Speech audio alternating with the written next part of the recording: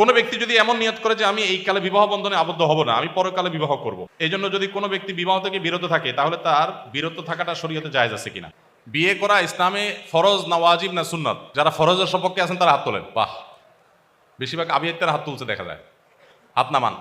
বিবাহ এটা সব সময় ফরজ না, সব সময় ওয়াজিব না, সব সময় সুন্নত না। সাধারণ সময়ে বিবাহ করা সুন্নাত। সাধারণ সময় বিবাহ করা কি? সাধারণ এবং স্বাভাবিক সময় বলতে যে ব্যক্তি বিবাহ না করলে যে পাপে লিপ্ত হবে এরকমও না, আবার বিবাহ করার সামর্থ্য তার আছে, সামর্থ্য আছে, আবার না করলে যে কোনো সমস্যা হবে তার সেরকমও না। এরকম লেভেল পয়েন্টে থাকলে তার জন্য বিবাহ করাটা উত্তম, ভালো, সওয়াবের কাজ, সুন্নাত। না করলে সে সুন্নাত তরক করলো, অনুত্তম কাজ করলো।